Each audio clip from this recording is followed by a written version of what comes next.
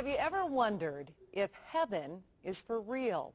Well, after a brush with death, a young boy may have the answers millions of us are looking for. Was his vision real or something he dreamed? Well, you can decide for yourself. Natalie Tisdale tells us why people are so interested in this little boy from Nebraska. I remember Jesus. There are streets of gold and a lot of colors. I sat in Jesus' lap and then I felt just safe.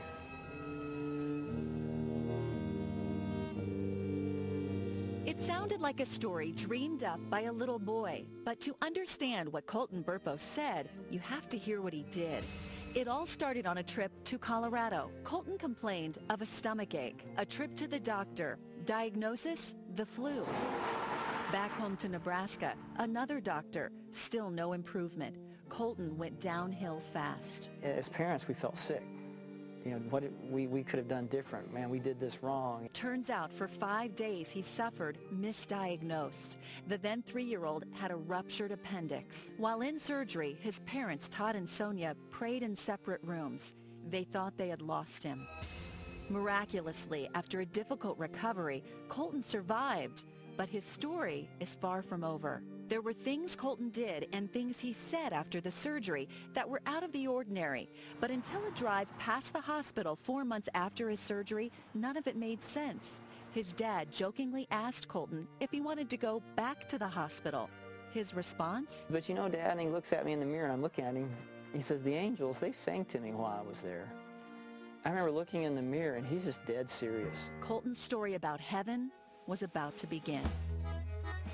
And I look at my wife and she looks at me and it's like, has he spoken to you? She's like, no. Her eyes are about probably as big as mine and I'm sitting here going, he's never talked to me about angels before. While in heaven, Colton says he saw many things and met many people, including Pop, his great-grandfather who died 30 years before Colton was born. But Colton says he didn't look like the photo in his house. A picture sent months later by his grandmother was more like the man he met, a young man without glasses. And perhaps the most shocking part of Colton's story. Stands right in front of his mom and is like, Mom, I have 2 sisters.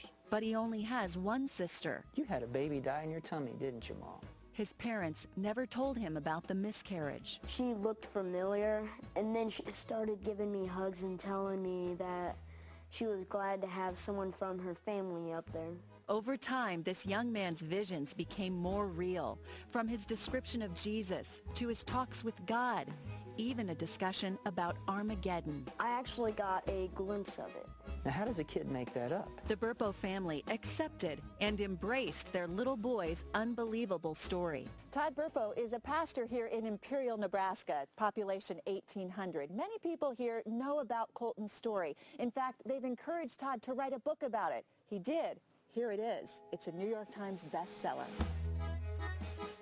It wasn't something Todd wanted to do or even knew how to do, but he did exactly what he did the night Colton laid on that table near death. He prayed. God, if this is really you, I kind of laid my fleece out and I said, you know, I don't know how to publish a book, but if you really want me to do this, you're going to have the publishing industry find me. And it wasn't long before that actually happened. So far, 500,000 books have been printed. Bookstores across the country are trying to get more copies. They're on ebook readers, audio tape. There's even talk of a movie. It's a lot for this small-town family. We never imagined it to go where it is. There's a peace I've come to know. As for Colton, he's a pretty straightforward 11-year-old. He likes music, he wrestles, and he prays to the God he describes as God. He's the biggest one in heaven. He can hold the earth in his hands. I don't know why God picked us. We're just normal people, but God did a remarkable miracle for us. Natalie Tisdale, Fox 31 News. Wow. So, what do you think? You know what? I think that little kids can't make up some things. I'll tell you what. I believe it for one reason.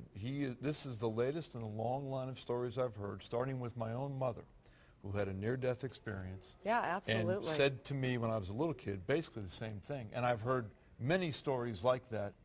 It's amazing. Who are we to say it's No, absolutely. And I want to hear more from the little boy. That's a fascinating story. Have to get the book. That is a great story. Great story. All right, we're into another cold night out there. Currently out of DIA.